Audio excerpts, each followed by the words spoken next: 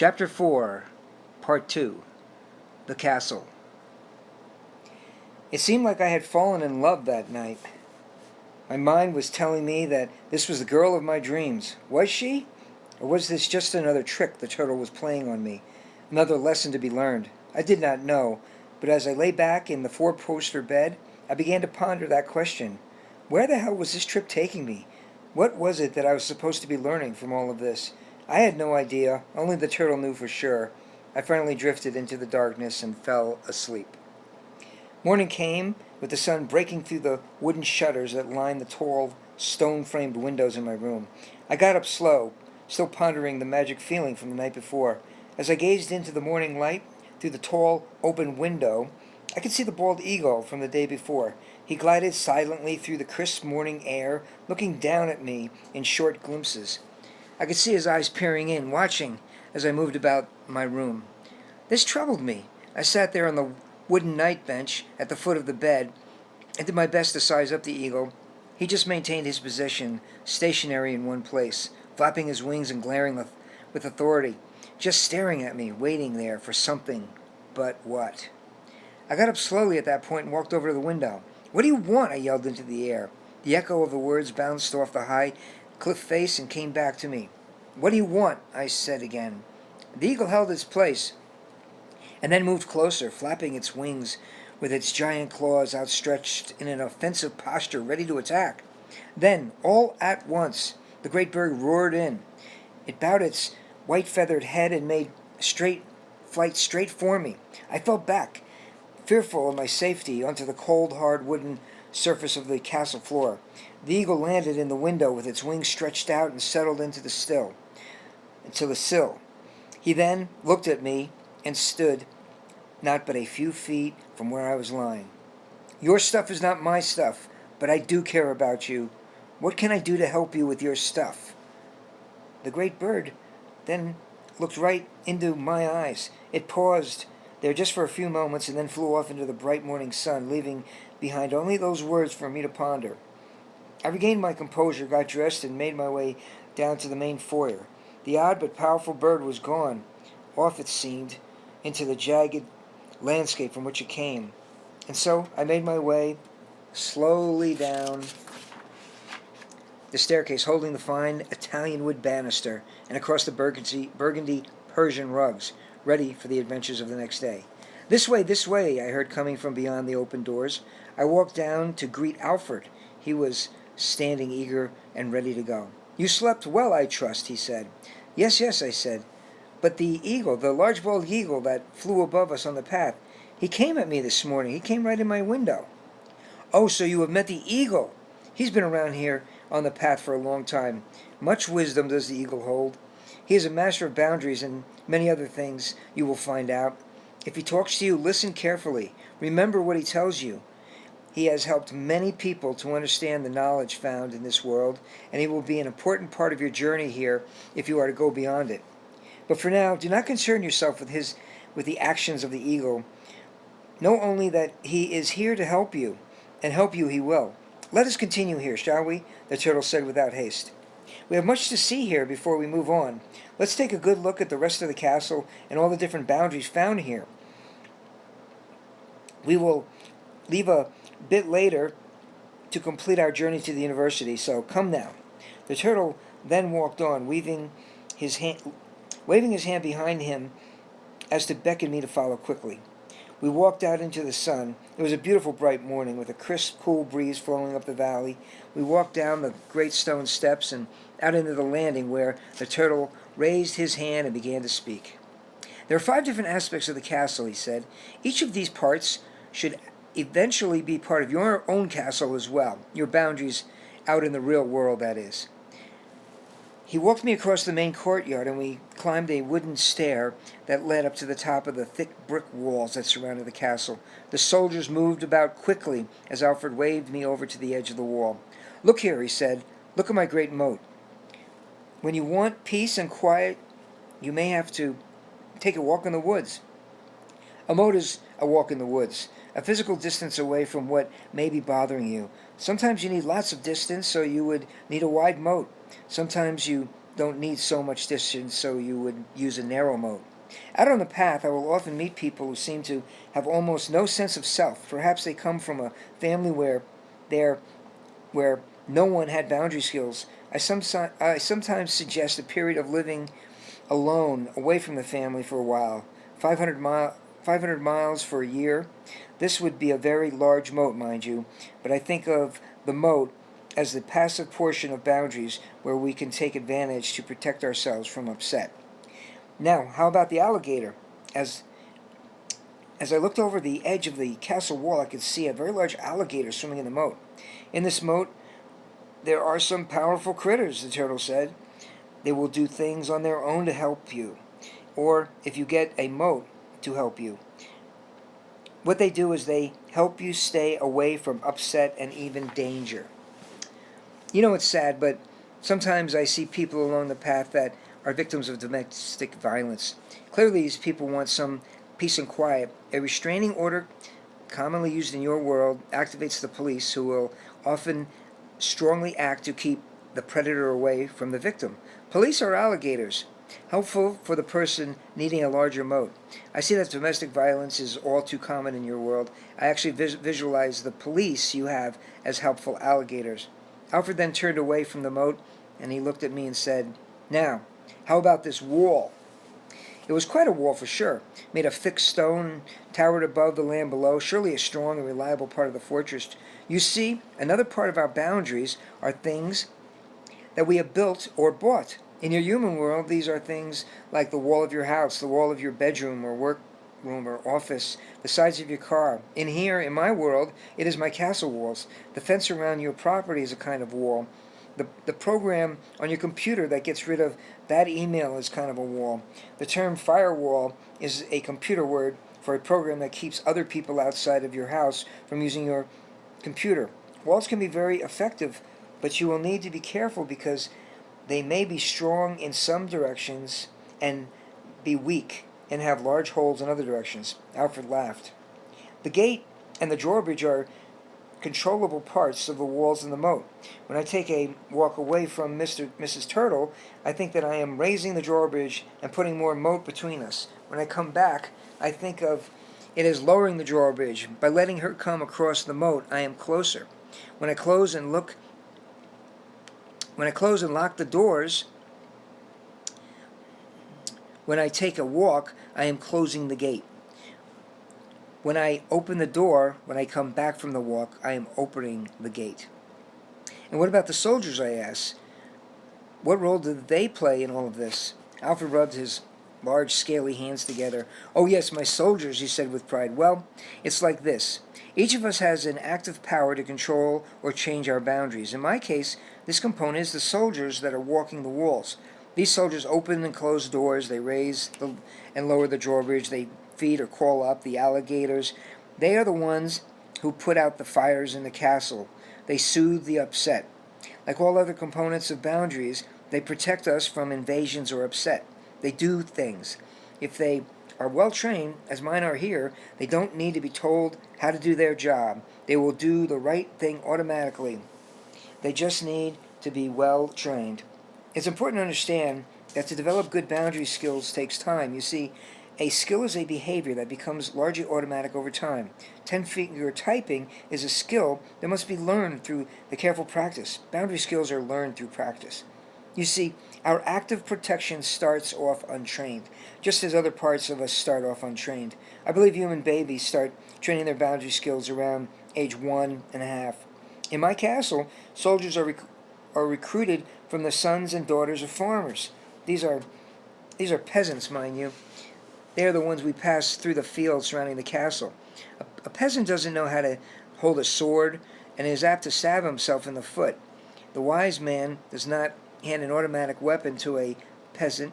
You give them a stick and you start training. As training progresses, you get them to practice with more effective weapons. Peasants are often no use in protecting your castle and indeed sometimes get in the way. These untrained peasants are often of no help in protecting us from upset either. Poor skills often open up the very gates that could have protected us. had we left them closed. For example, I was taught as a young turtle to be polite and listen to other turtles when they talked to me. And so, when I was in a verbally abusive situation, I would stand still and listen and be upset. So, Alfred continued, after much training, peasants graduate to being soldiers. They eventually become soldiers that can do their job well. They are an active boundary skill that is trained enough to function, under constant supervision, that is. My soldiers' lives are divided into 3 sections: eating, sleeping, standing on guard, and further training. When my soldiers are on guard, they are always under the direction of more train drill instructions. Soldiers, while they can handle weapons, they are apt to use too much or too little force. They are apt to use a small technical nuclear device when a tennis racket is the appropriate defensive tool. In your human world, it would be like using divorce because you are arguing, a big tool. Another example is saying no over and over to your teenage kid while they continue to smoke marijuana in your house. Too small a tool. While these actions are in the right direction, I think they are clumsy and inefficient. Either overkill or underkill. Also, soldiers get tired a lot. They are inefficient and use more effort than they need to. Similarly, to all of the lessons learned on the path, soldiers must continue training as well. The turtle continued. To do this, they need increasingly more and more realistic experiences. An example is the skill called hanging up the phone. I had a phone here in the castle for a while just so I could learn how to hang it up. I had to practice hanging up, so I picked salespeople to practice on. Later, I worked on being able to hang up on my ex-wife. Yes, I too have one of those. This learning process can take a long time. I think I can now determine whether I want to hang up and can do it in almost all circumstances when I choose. My training for that took many years. You see, while soldiers know exactly what tool and how much force to use in all situations, You see, when soldiers know exactly what tool and how much force to use in all situations, they graduate and become warriors. And your goal in your boundaries should be to create warriors. Alfred paused and directed me to look up. Do you see those sentries up there, high above on the turrets? Those are my warriors. They are the best at what they do. I have many of them, as you can see. I have been developing them for many years. A warrior knows exactly how to use all tools. A warrior knows exactly how much force is the right amount. A warrior operates without supervision. Warriors don't get exhausted since they are efficient.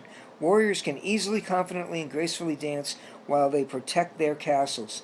I have found that well-trained boundary skills are not only a joy, but they don't take much effort. They work smoothly when you have the warriors.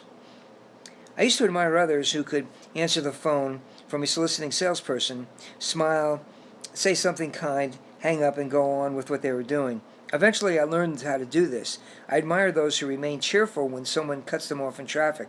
This is the kind of control that I am talking about, and this is what my warriors enable me to do. I think that until you live a life free from upset, you will need to train your boundary skills, your soldiers. I remind people I see that one rarely gets upset when one is alone.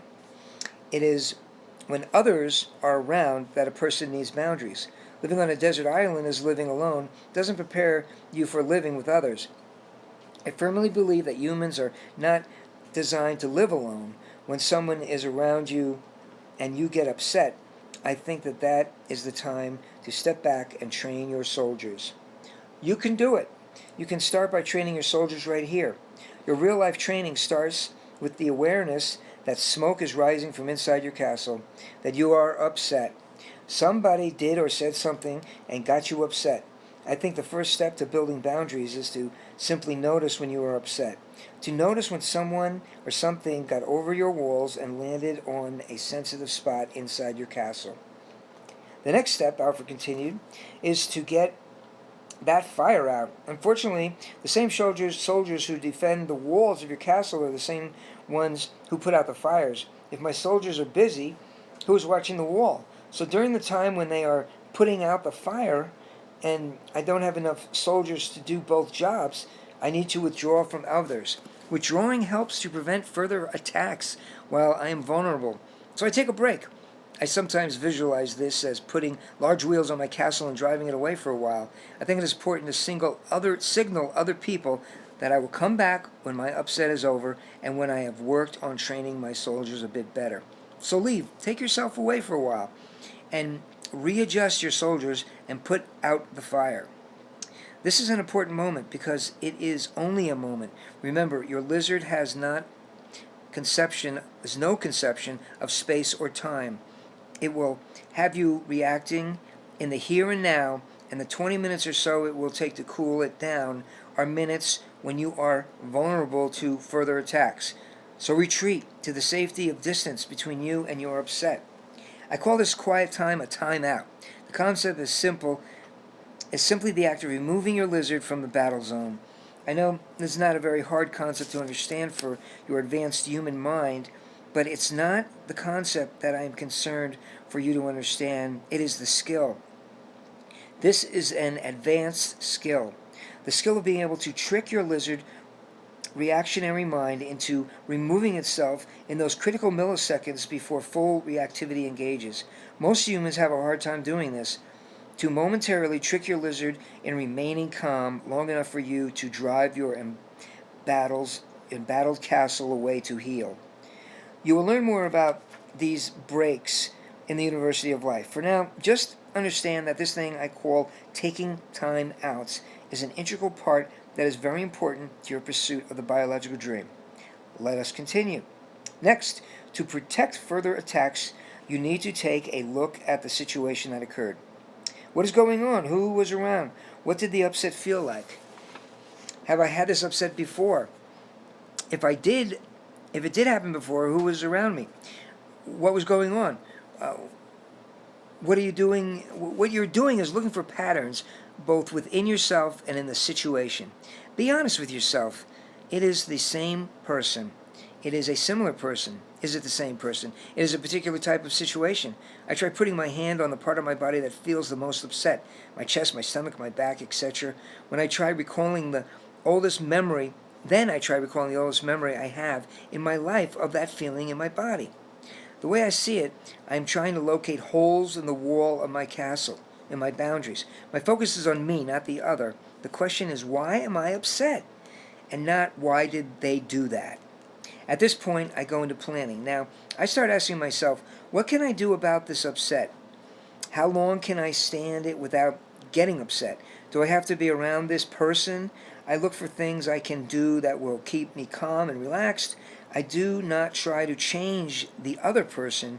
Using the picture of the castle, trying to change them means attacking their castle and shifting from defensive to offensive tactics. I've learned that this doesn't work. They will get upset and just use their boundary skills to defend against me. I remind you, all boundary tactics are defensive. For example, I think it is typical to ask telephone solicitors not to call again. This is fine, but they still call. If I focus on my skills, I can remain relaxed even if they do. Next, Alfred says to me, it's about practice.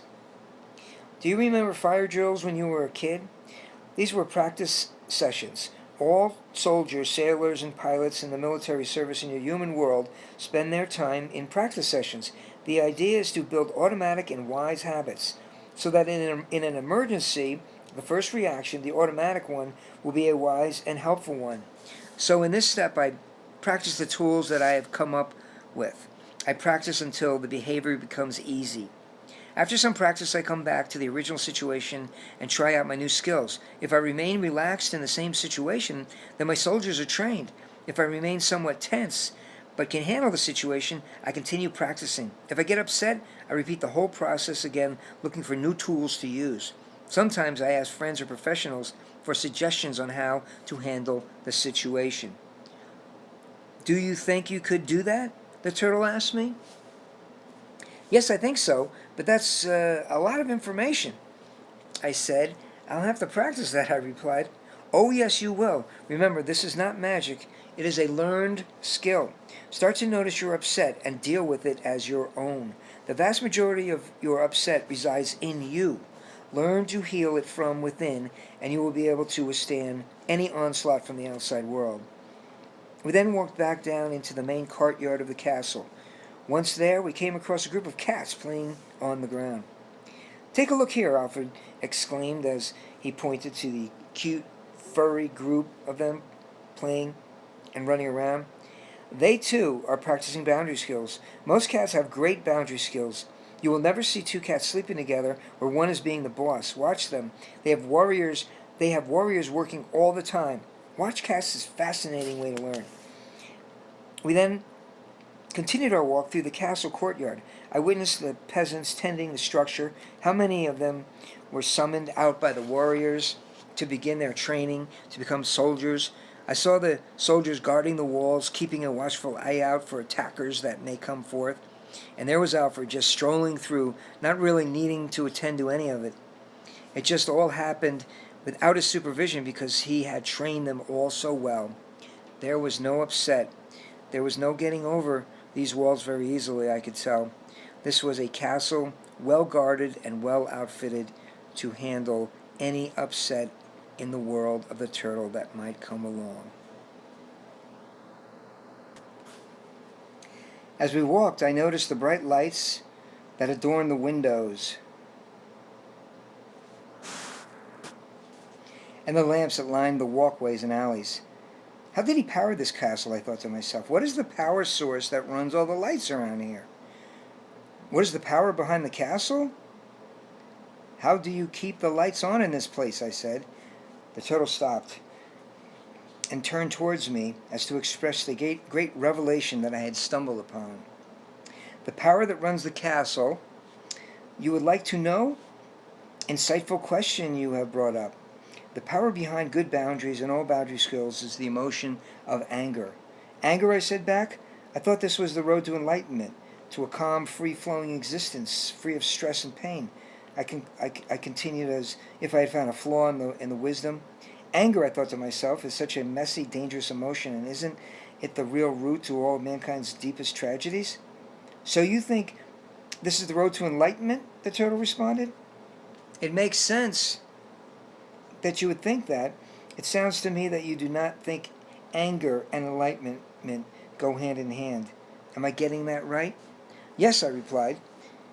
Anything more you want to add to that? Said the turtle. No, I said back, I'm finished. Okay, let me continue to tell you about what I know about boundaries, and more specifically, how the human emotion of anger fits into all of this. You see, what I have learned is that as humans, you have been taught to suppress your anger. You have also been taught to have no boundaries. Take a look at the human children. Kids of 18 months start practicing boundary skills. They also start practicing both expressing anger and getting their human adults to express anger. You see, they are trying to learn. I believe that when human parents try to teach these little kids to never get angry is the same as teaching them to let people abuse them. I think these kids should be shown and taught how to express anger appropriately. Any expression of anger that leaves you in a worse situation than before is inappropriate. This is a bit tricky, so listen to this example. If I express my anger by yelling and breaking a window and cut my hand, I am in trouble. I now have to deal with a broken window and a damaged hand. If I express my anger by yelling, no one is hurt and nothing damaged. If I express my anger by hitting a punching bag, no one is hurt and nothing is damaged. Sometimes when I yell, sometimes someone else gets upset. But that upset is about their lack of boundary skills, not mine. I believe that if you were taught to not upset other people, then you were not trained in boundary skills. Okay, I said. So how is this anger the power of boundary skills? Anger is an emotion, said the turtle, and all emotions have intensity. Feelings and their expression come in any amounts from 0 to 100%. 0 anger means all is fairly fine. 100% anger I call murderous rage. I think all humans are capable of all levels of anger. The thing that makes cats into warriors is that they tend to use exactly the amount of energy, of anger, that is necessary to get their point across. They can regulate how much anger they use to a fine degree. They rarely use too much. They rarely use too little. They just increase the energy until it works, and then they stop. I think of them as natural warriors. I once watched a cat that was being mauled by a 7-month-old boy. The cat grabbed the boy's hand in his teeth. The boy looked startled and backed away. I looked at his hand, not a scratch. The cat remained relaxed. That's warrior behavior. We were looking down at the small group of cats at that point. They were playing in the courtyard under the large fig tree there in the center. Take a closer look at these cats of mine, Alfred said as he pointed to the group by the tree. Watch these cats. See how the low anger is expressed in a kind of signaling, sending a message. They look annoyed. If that doesn't work, watch as they lash out their tails. If that doesn't work, they growl with their mouths closed. If that doesn't work, they open their mouths and hiss, teeth bared. I like to think of this as slowly turning up the volume level of the signal. 5% a dirty look, 10% a lash of the tail, 15% a growl, 20% a hiss, 25% a swipe of the paw with claws closed, and 30% a swipe of the paws with claws out, etc. on up. The whole action is about sending a signal of a boundary being crossed. It's anger that creates this boundary. Whether it's a lot of anger or a little is determined by the one whose boundary it is. It's all about their level of expertise in creating and cultivating their boundary. Your culture might tell you that the next level up is attacking, but I remind you that all boundary skills are defensive. I believe that aggressive behavior is that of bullies who are invading other people's boundaries. You see, you need boundary skills to protect yourself from their efforts. This is important to understand. All boundary skills are used in defensive, not offense. If you use these skills to attack or gain leverage in any way over another, you fall into the trap of the power struggle that has affected so many for so long. This is the world that lives behind door number 2. And when you start using anger as offense, you are falling right into the trap that is door number 2. This is an important point, my friend. So remember, never use boundary skills to attack another. This will only prolong your journey towards the biological dream. Let us watch these incredible cats. Notice as their anger gets larger. As their anger gets larger, they automatically switch from signaling behaviors to leaving behaviors. Humans and mammals are social beings. Being abandoned or rejected hurts. Still, it is the right of anyone to get where they want. Still, it is the right of anyone to go where they want with their body. Thus, I have come to see that the act of withdrawing is a useful message to tell people that my boundaries are being invaded. I will cause some pain to others, and at the same time, it doesn't invade their boundaries, and it works. Watch how these cats start with low-level leaving behaviors and increase the distance and the length of time of leaving until at the extreme they simply move out. First they walk 3 steps away. If that doesn't work, they walk across the room. If that doesn't work, they go under the chair and out of reach somewhere. If that doesn't work, they leave the room. If that doesn't work, they leave the house. At each level, they also use how long they leave. I mean, they walk 3 steps away and then come back in a minute, or 5 steps or an hour, etc. The highest expression of anger is that of moving out of the house permanently. The cats were interesting to say the least. We soon moved on, though, as Alfred showed me around the remainder of the castle, and he continued with his explanation of it. When you're looking for an appropriate boundary skill, the principle is to use the lowest energy level that works, that stops the boundary invasion, and that keeps you calm. I think boundary competence and confidence comes from having many levels of boundary skills and having higher energy skills than the current situation needs. I have more than I need. I think one of the training challenges for each of us, including turtles, is that we have been poorly taught in expressing different levels of anger. Most humans who I see along the path can express certain levels of anger. For example, 0 anger is it keeps silent. 10% anger, that doesn't feel so good. 25% anger, damn it, stop it. 35% anger, walk off for a while. 80% anger, I'm divorcing you. But those specific levels seem to be their only choices. If they need a tool between, say, 10 and 25%, they don't have it. Thus, their partner is startled at what appears a sudden escalation. Here in my castle, Alfred continued, peasants have no skills, soldiers use too much or too little, and warriors use enough and no more. Warriors have such confidence that they swagger and even dance while on the walls of the castle. Remember, low-level skills are about communication or signaling. Higher-level skills are about leaving for further and further distances and for longer and longer times. Handling children really requires excellent boundary skills. Many parents know how to say no to their kid, but have no idea what to do if the kid continues. All they need is the ability to increase the no until it reaches the level that stops the kid. This may seem tough, but I want to be clear that you only need soldiers or boundary skills when an attack occurs, when your castle is invaded.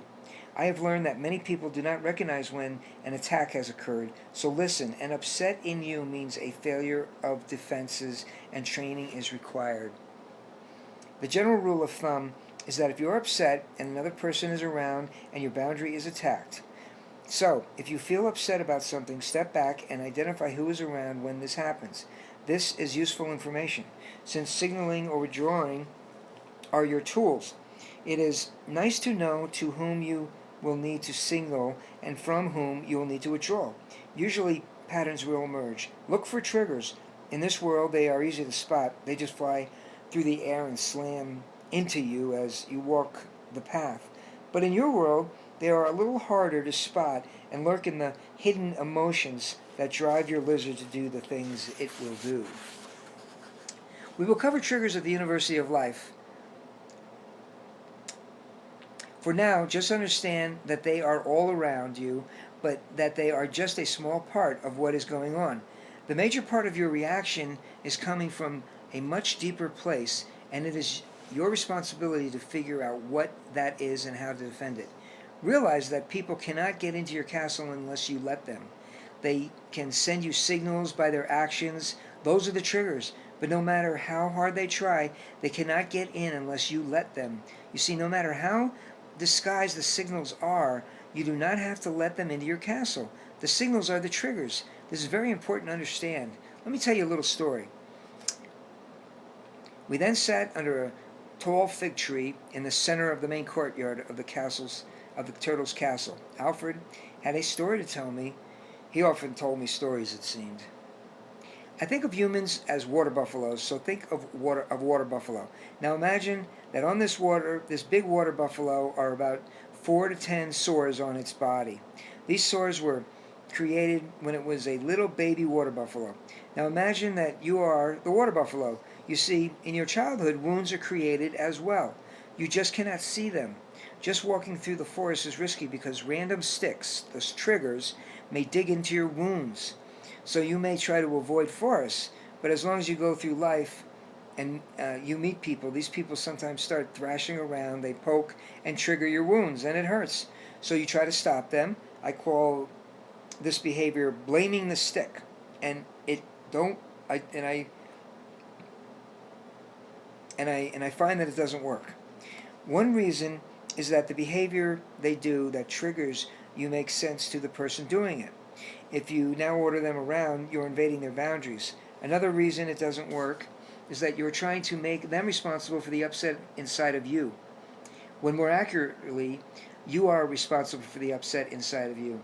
These are your wounds, not anyone else's, and it is inevitable that some sticks along the path are going to be kicked up and hit your wounds. Avoiding sticks triggers is not the way to go. What would be more productive is to restructure the situation and heal the wound. Put a bandage on it. Get some nice salve. Then you can walk through the forest with ease. So teach yourself to take every chance when you get upset to notice more and more where the wounds are located. On what part of your great body do I carry an upset? I suggest that you withdraw from the wounding situation temporarily. and then start applying healing to that spot. Sometimes I visit a doctor, friend, or a partner for some comforting and for help at applying the healing remedy. When the wound is healed, you don't have to worry about sticks and triggers. So I suggest that you forget about blaming the stick. That works under the age of 8, when you have caretakers who are supposed to be responsible. Now that you're an adult, healing the wound seems the way to go, because you are responsible for your own wounds now. We walked a little more, and Alfred continued. Identify your wounds. You see, by studying your patterns of upset, you can eventually identify the wounds you carry and heal them. Identify your responsibility. Simply put, your wounds are your problem now. When you were a kid, you might not have been able to do much about them, but after the age of 8 or so, I think it is your responsibility. No one else is responsible for your happiness or your boundaries. If you're upset, what are you going to do about it? If you think your boundaries are being attacked, you need better boundary skills. I believe that the perfect boundary skill involves 2 elements. First, a statement of the line you are drawing, and second, a statement of the level of energy you're ready to put into defending that line. I call this the 2-part message in a boundary position statement. Notice the 2 parts of a boundary position statement: your line drawn and your specific warning. I had to stop for a moment. This was getting a little technical, and Alfred was heating up with excitement and the information flow. The boundary line, I said? What's the boundary line? What's that again? This is no more than a statement of what you think is on your side of your boundary. My desk, my arm, my hearing, my time, my property, or my space. Notice that the boundary line is often physically clear, and the clearer you state that line, the better. My general rule is to state the boundary line simply and clearly. Okay, I thought, what about the second part, the level of energy? The second part of setting a boundary is to communicate the energy behind your request as a warning of what the other person can expect. Leaving this out tends to make things very confusing for all concerned. Remember, the goal is to find the level of energy that is optimum to achieve your boundary goal. You don't want to use too much, and you don't want to use too little. My general rule is to use enough energy to make sure you get the attention of the invader. And then watch to see if you've used enough energy. If you need more, raise the level. The signals you humans use come in a wide variety. They tend to move from low signal, polite, to high levels, quite impolite. Low levels are often simple requests for people to stop. As the level increases, I think the requests should get clearer and clearer, simpler and simpler, noisier and noisier. Think of just using the word stop. Please stop. What part of stop don't you understand? Stop now. Stop right now. Stop. Yelled or written on the wall with a marker. Withdrawing is an art form that comes in many levels. Low-level skills are often gestures of pulling away, not looking at someone, turning away, changing the subject. Higher levels involve actually moving further and further away for increasingly longer and longer periods of time. One place humans are different from other animals is in your ability to imagine. So an important component of the signaling of leaving is signaling that you will come back after a finite period of time. Leaving the room and saying nothing to your partner can easily initiate in them the fear of divorce, and thus is often like using too big a weapon too soon. With humans, it is important to leave for 20 minutes, for an hour, for a day, etc. People ask me what to do when someone won't let them leave. I say, remember that it is a crime in your world to restrain an adult. You have a very large tool. It's called 911, and getting a restraining order in your hands. The alligators are waiting. However, I believe you probably would not need this tool if you had used lower level tools more efficiently. I suggest you do not use withdrawing until you have exhausted signaling possibilities. Any other tools, I asked? Using boundary skills, making boundary position statements, and supporting them with energy can be exhausting. Learn to gauge how much energy you have and how long you can keep it up. If you have to have many low energy level tools, you may find it wise to move quickly, shift to higher level energy tools, or you may have to shift to leaving before you get completely exhausted. I have found, said the turtle, that many humans say to themselves, I can handle this for another 2 hours. and then at the end of those 2 hours, they have no energy to make a graceful exit. I suggest that you keep some energy in reserve. If you think you can handle it for 2 hours, speak up and tell them, I can handle this for about 30 more minutes. I find for humans it is better to err on the lower side. Remember, success means your soldiers are trained to do this. You have good skills if you remain relaxed. All boundary skills are defensive. Remember to look at the castle. It is you that lives inside those walls. Others may try to attack, but in those walls you are safe, unless you let them in. We then continue to walk, leaving the courtyard and turning our attention to the thick walls that grace the castle. These walls were massive, with fat blocks, heavy stone carved into impenetrable perfection, stacked one on top of another. Now that I've covered the concepts behind boundary skills, let me spend some time on the walls, the boundary lines. What are those lines between people, the actual boundaries? I have found it useful to think of boundary lines in 6 ways: physical, property, feelings, thinking, worth, and time. Each boundary type has a phrase that I think best describes its rule. I can also give examples of boundary position statements that fit each type of boundary. Let's look at physical boundaries and rule number 1. And that is that all people's bodies belong to them. The first type of boundary refers to each person's body. Touching another's body is a potential invasion of their boundaries. My body is mine, your body is yours. While this seems a simple rule, many people are taught in childhood to let other people touch them and to never ever think of stopping this. I think it is a very hard lesson to teach human children that their bodies belong to them. On the one hand, humans want their children to learn to not let anyone touch them when it is inappropriate. On the other hand, they are free to wipe their faces and clean their nose and examine the dirt between their ears whenever they please as well. What do you do when your child doesn't want their nose wiped? Do you overrule their wishes? Does that make you a kind teaching parent or a bully? I have a friend, she's a highly respected turtle psychologist actually, and she works with human children who have been physically and sexually abused. She tells me to tell all human parents, make sure that some of the time when your kid doesn't want to be touched, that you respect their wishes. Make sure that you let them know that their wishes are important. Now, in adulthood, your partner's body belongs to them too. It is very useful to always honor their request, to not be touched, and also to frequently check out whether they want to be touched or not. Now we come to property boundaries. You see, all people's property belongs to them as well.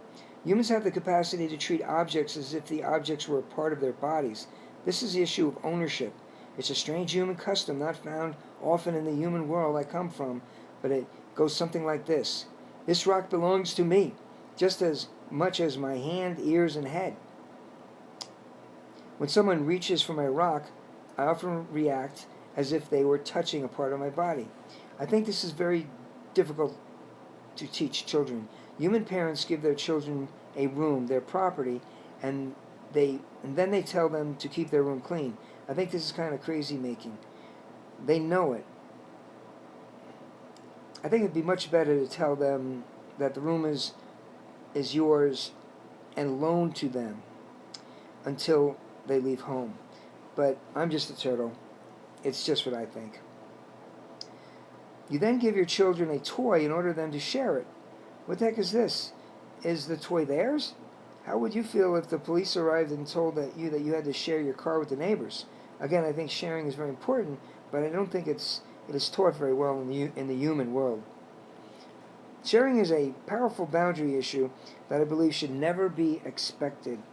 I think that if you are telling me that I have to share something, that you are invading me, and I need some soldier work. Sharing my stuff is my decision. This gets even more complicated when ownership is unclear. How do I let someone share our car, our books, or our house? In my experience, this becomes a major issue with couples. Here are 2 examples. I experienced that most humans do not use the word feel very accurately. So I would like to add a word of clarification before I speak on the boundaries around feelings. A feeling is an event in the body which usually has hormonal secretions making its existence. Feelings have intensity. People can have feelings without being aware of them, and often when they talk about their feelings, they mislabel them. The phrase I feel that or I feel like usually are not at all about feelings. They are used to describe thoughts. I feel that you are picking on me is a nice sentence, but the feeling is left out. A better way to say that would be I feel scared when I think you are picking on me.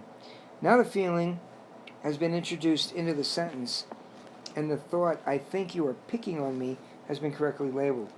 Feelings are anger, fear, sadness, joy, hungry, alert, lonely, etc. These are single words, sometimes many of them. I am feeling very hungry, thirsty, and a bit lonely. If you can replace the phrase I feel with I think, then I believe you are speaking of a thought. You see, my feelings are my feelings. I make them, I have them, I report of them, on them. If I choose, I own them. Therefore, you could ask me what I am feeling. You may be invading my property. I have the right to say I'd rather not tell you. That's my business. But since feelings are pretty visible from the outside,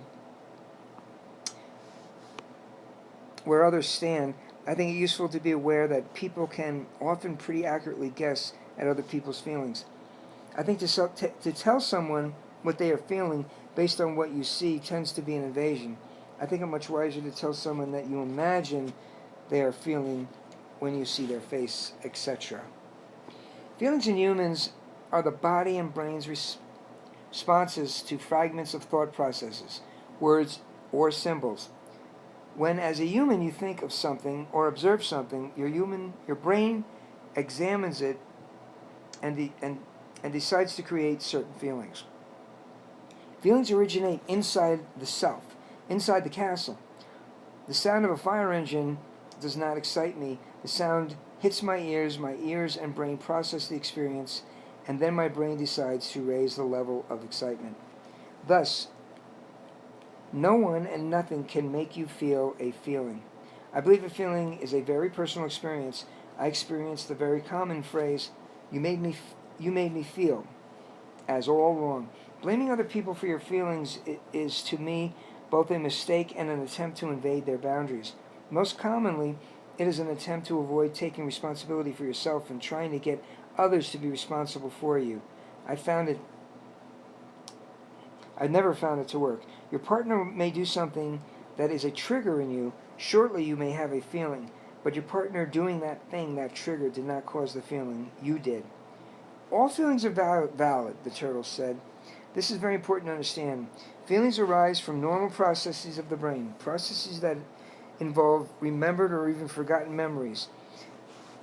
If you were to become familiar with all the memories evoked in your partner's brain by a situation, I believe you would anticipate that feeling as a logical outcome of those memories that were evoked. As you begin to take responsibility for your own feelings, you begin to discover that your feelings make sense all the time, and so do others.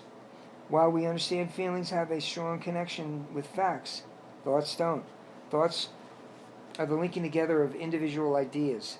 These ideas contain symbols, words, and images, and these symbols, words, and images can trigger feelings. As I've said before, I think that 95% of what goes on in your human head is invisible to everyone around you and is based on the vast histories of your life stored in your magnificent brain. I believe that no one can truly eavesdrop on what is going on in your head, but we can try to understand each other.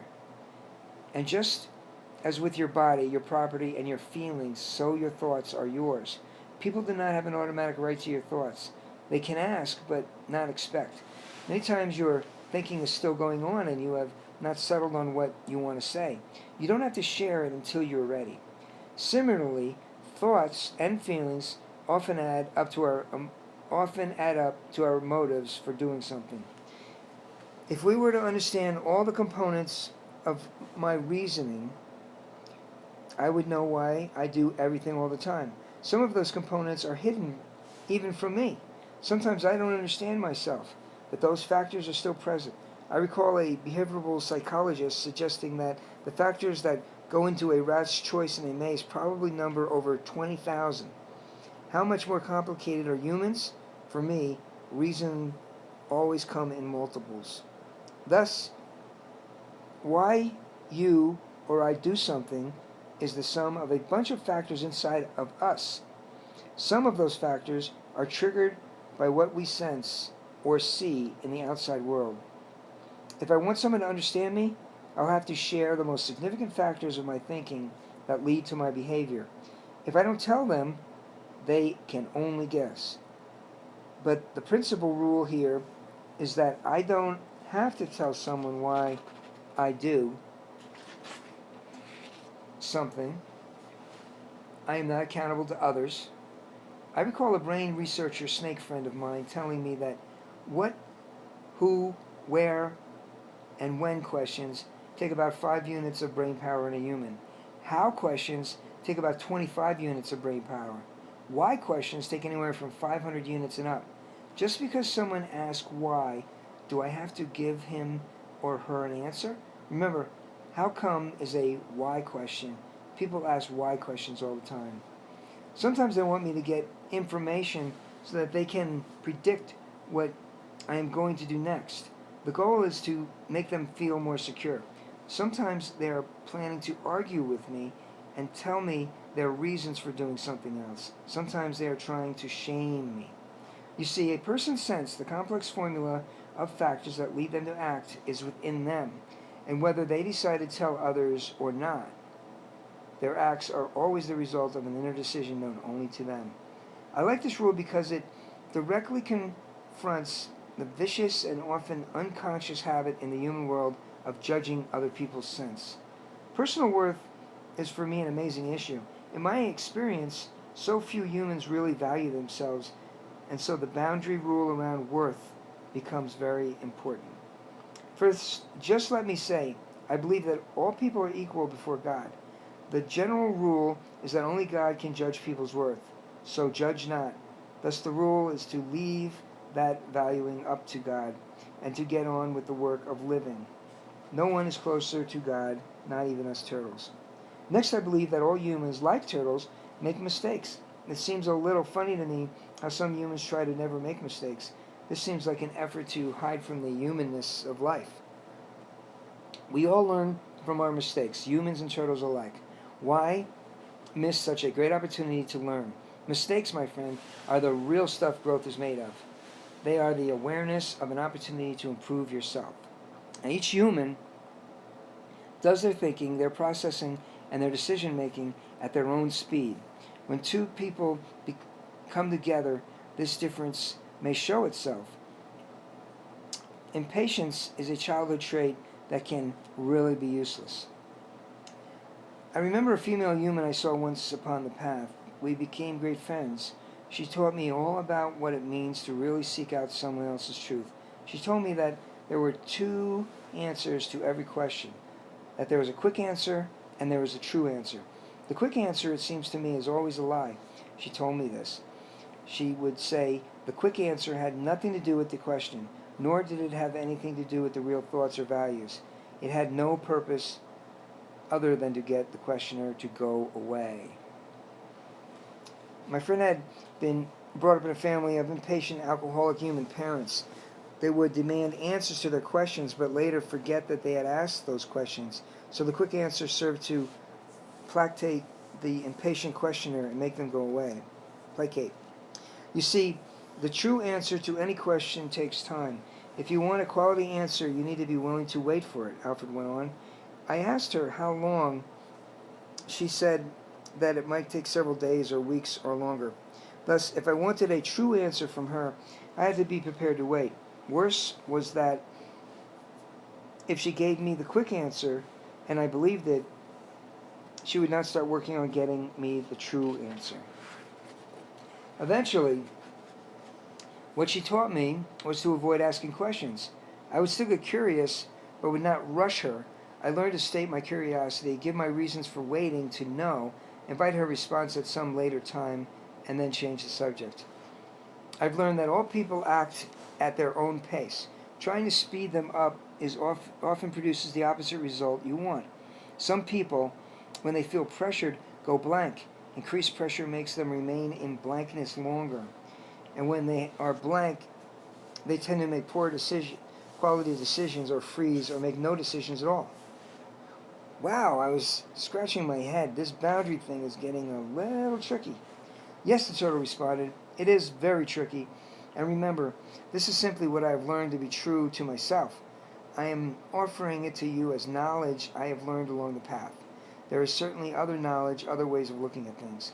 The turtle paused for a moment and continued. Alfred looked at me and sighed. Don't worry, we have a long way to go, and there is plenty of time for you to get acquainted with this information. There will be time ahead to learn. These ideas will become clearer, I assure you, as we move forward. For now, just listen. Okay, I said to him as we went on. The last aspect I need to cover is that of expectations. This is the other tricky situation where I end up acting as if I own you. What I've learned is that an expectation is a situation where I believe I own the thing I am expecting. I have come to see expectations and wants and desires as very different things. The difference seems to be one of ownership.